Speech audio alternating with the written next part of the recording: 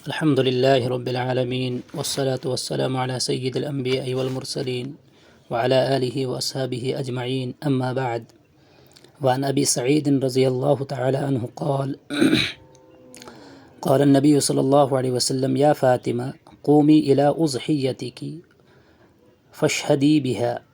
حضرت نبی اکرم صلی اللہ علیہ وسلم نے حضرت فاطمہ رضی اللہ تعالی عنہا سے فرمایا کہ اپنی قربانی کے پاس جاؤ اور وہاں پر کھڑی رہو.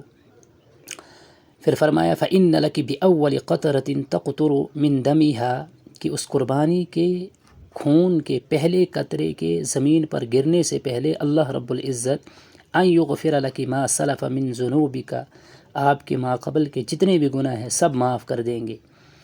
پھر حضرت نبی اکرم صلی اللہ علیہ وسلم سے حضرت عائشہ نے کہا یا رسول اللہ صلی اللہ علیہ وسلم علنا خاصتاً اہل البیت کیا یہ فضیلت صرف اہل بیت کو حاصل ہے یا دوسرے لوگوں دوسرے مسلمانوں کو بھی ہے؟ نبی اکرم صلی اللہ علیہ وسلم نے فرمایا لنا وللمسلمین کہ یہ ہم کو اور تمام مسلمانوں کو یہ فضیلت حاصل ہے.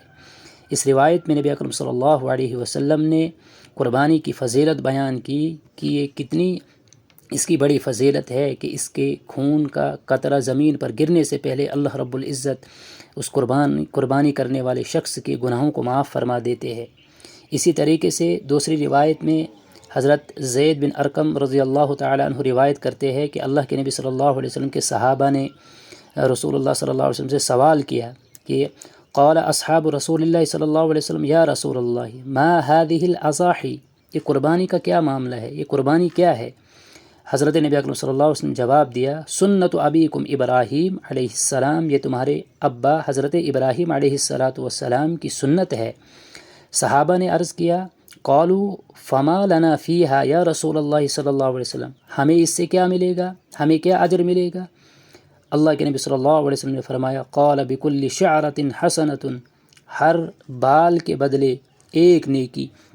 قربانی کے جانور کے بدن پر جتنے بال ہوں گے ہر بال کے بدلے ایک نیکی ملے گی. صحابہ نے جواب دیا فالصوف جو بھیڑ وغیرہ ہوتے ہیں ان کی جو اون ہوتی ہے اس پہ ہمیں کیا ملے گا؟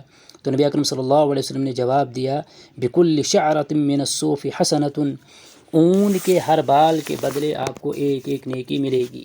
یہ روایت بھی قربانی کی فضیلت پر دلیل ہے کہ اس روایت میں بھی نبی اکرم صلی اللہ علیہ وسلم نے قربانی کی فضیلت کو بیان کیا. اس کے علاوہ متعدد روایتیں ہیں. مشکات شریف میں حضرت عائشہ رضی اللہ تعالی عنہ سے ایک روایت منقول ہے جس میں حضرت عائشہ فرماتی ہے آپ صلی اللہ علیہ وسلم سے سوال کیا کہ قالت فرماتی ہے کہ قال رسول اللہ صلی اللہ علیہ وسلم کہ نبی اکرم صلی اللہ علیہ وسلم نے فرمایا کہ یہ قربانی کا عمل اللہ رب العزت کے یہاں بڑا مقبول ہے. اللہ رب العزت فرماتے ہیں کہ میں قربانی کے دن میرے یہاں سب سے زیادہ پسندیدہ عمل جو ہے وہ قربانی کرنا ہے. اس کے علاوہ انسان جتنے بھی عمل کریں وہ زیادہ محبوب نہیں ہے. حضرت نبی اکرم صلی اللہ علیہ وسلم نے فرمایا ما عمل ابن آدم من عمل یوم نحر کہ یوم النحر کے دن ابن آدم جو کوئی بھی عمل کرتا ہے ان میں سے سب سے زیادہ محبوب احب الی اللہ من احراق الدم خون بہانے سے زیادہ محبوب کوئی عمل نہیں ہے. پھر فرمایا فَإِنَّهُ لَيَأْتِي يَوْمَ الْقِيَامَةِ بِقُرُونِهَا وَأَشْعَارِهَا وَأَظْلَافِهَا کہ قیامت میں جب یہ قربانی کرنے والا شخص آئے گا تو یہ اس جانور کے کھروں کو اس کے بالوں کو اس کو سینگوں کو لے کر آئے گا. جس روز انسان ایک ایک نیکی کے لیے ترسے گا تو اس وقت اللہ رب العزت اس قربان کیے ہوئے جانور کے بدلے میں جو اس کو انعام ملا ہے اس کو دیں گے وہاں پر. پھر فرمایا نبی اکرم صلی اللہ علیہ وسلم نے وَإِنَّ الدَّمَ لَيَقَعُ مِنَ اللَّهِ بِمَكَانٍ قَبْلَ أَن يَقَعَ بِالْأَرْضِ کہ اس قربانی کا خون زمین پر گرنے سے پہلے اللہ کے یہاں قبولیت کا درجہ حاصل کر لیتا ہے. اور حکم دیا فَيَطِيبُوا بِهَا نَفْسًا خوشی خوشی قربانی کیا کرو. یہ قربانی ہے. اس قربانی کی فضیلت کے بارے میں اس کے علاوہ بہت ساری حدیثیں ہیں جن حدیثوں سے ہمیں پتہ چلتا ہے کہ اس قربانی کی کتنی عظمت ہے، کتنی وقعت ہے اس قربانی کی. اس کے علاوہ قربانی کی جو ابتدا ہوئی وہ حضرت ابراہیم علیہ السلام نے جو خواب دیکھا تھا جس میں ان کو دکھلایا گیا تھا کہ آپ اپنے بیٹے کو ذبح کر رہے ہو. 3 دن لگاتار دیکھا تھا، 8ویں ذی الحجہ کو، 9ویں کو اور 10ویں کو.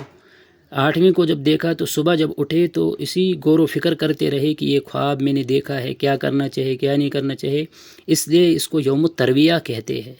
اور پھر 9ویں ذی الحجہ کو یوم العرفہ کہتے ہیں، اس لیے کہ 9ویں ذی الحجہ کو انہوں نے حقیقت جان لی کہ اللہ رب العزت کی طرف سے مجھے یہ حکم ملا ہے۔ اور پھر 10ویں ذی الحجہ کو یوم النحر کہتے ہیں، اس لیے کہ 10ویں ذی الحجہ کو انہوں نے اپنے بیٹے کو قربان کرنے کے لیے لیا۔ اس کا قرآن کریم میں بھی ذکر آیا ہے کہ جب حضرت ابراہیم علیہ السلام نے خواب دیکھا اور انہوں نے اپنے بیٹے کو کہا کہ میں نے خواب میں ایسا کرتے ہوئے دیکھا ہے، تو آپ کا کیا خیال ہے؟ انہوں نے کہا یا ابت افعل ما تؤمر ستجدنی ان شاء اللہ من الصابرین، کہ جو اللہ کی طرف سے آپ کو حکم ملا ہے وہ حکم آپ کر گزرے، انشاءاللہ آپ مجھے صبر کرنے والوں میں سے پاؤ گے۔ چنانچہ حضرت ابراہیم علیہ السلام اپنے بیٹے حضرت اسماعیل علیہ السلام کو مکہ سے لے کر چلے اور منی میں جا کر ذبح کرنے کی نیت کی، ایک چھری ساتھ لی۔ منی مکہ معظمہ سے کافی دور ہے، لکھا ہے کہ 3 میل کے فاصلے پر 2 پہاڑیوں کے درمیان ایک میدان ہے۔ جب منی میں داخل ہوئے تو ان کے بیٹے کو شیطان بہکانے لگا، یعنی حضرت اسماعیل علیہ السلام کو۔ حضرت ابراہیم علیہ السلام کو پتہ چلا تو کہہ کر 7 کنکریاں ماری، جس کی وجہ سے وہ زمین میں دس گیا۔ دونوں باپ بیٹے آگے بڑھے تو زمین نے شیطان کو چھوڑ دیا۔ کچھ دور جا کر پھر بہکانے لگا، حضرت ابراہیم علیہ السلام نے پھر اس سے کہا، کہہ کر 7 کنکریاں ماری، پھر وہ زمین میں دس گیا اور دونوں آگے بڑھے۔ اسی طرح تیسری مرتبہ بھی ایسا ہی ہوا۔ اس کے بعد حضرت ابراہیم علیہ السلام پھر آگے بڑھے اور آگے بڑھ کر پھر اس کو 7 کنکریاں ماری، جس کو رمی جمار کہتے ہیں، کہ جب حج کرنے جاتے ہیں تو اللہ رب العزت کو یہ عمل اتنا پسند آیا کہ اللہ رب العزت نے اس کو حج کا ایک حصہ بنا دیا۔ پھر اس کے بعد جب چلے آگے بڑھنے کے بعد حضرت ابراہیم علیہ السلام نے اپنے بیٹے کو پیشانی کا بل لٹایا اور ابھی ذبح کرنے کا ارادہ ہی کر رہے تھے تو آواز آئی، یا ابراہیم قد صدقت الرؤیا، اے ابراہیم تو نے اپنا خواب سچ کر دکھایا، جو تجھے خواب میں دکھایا گیا تھا تو نے اس کو سچ کر دکھایا۔ پھر حضرت ابراہیم علیہ السلام ابھی ذبح ہی کر رہے تھے، اپنے بیٹے کو زمین پر لٹایا ہی تھا، تو تب تک اللہ رب العزت نے جنت سے ایک مینڈا بھیجا اور مینڈے کو حضرت اسماعیل علیہ السلام کی جگہ ذبح کیا گیا، جس کو اللہ رب العزت نے قرآن کریم میں فرمایا ہے وَفَدَيْنَاهُ بِذِبْحٍ عَظِيمٍ، کہ ہم نے اسماعیل علیہ السلام کی جگہ ان کا فدیہ ایک ذبح عظیم سے دیا، جو مینڈا جنت سے آیا تھا۔ ذبح تو کیا مینڈے کو، لیکن ثواب ملا بیٹے کی قربانی کا، کیونکہ یہ دونوں باپ بیٹے اپنی دل و جان سے اس کام کو انجام دے رہے تھے، جس کو حضرت ابراہیم علیہ السلام نے خواب میں دیکھا تھا، جو اللہ کی طرف سے حکم تھا۔ باپ بیٹوں نے مل کر یہ کام کیا، اللہ رب العزت ان سے خوش ہوئے اور بیٹا بھی بچ گیا اور قربانی کا ثواب بھی ملا، بیٹے کی قربانی کا ثواب ملا۔ اس کو قرآن کریم نے فرمایا کہ فَلَمَّا أَسْلَمَا وَتَلَّهُ لِلْجَبِينِ، کہ جب انہوں نے ان کو پیشانی کے بل ذبح کرنے کے لیے لٹایا تھا تو ہم نے ان کا بدلہ ذبح عظیم سے دیا۔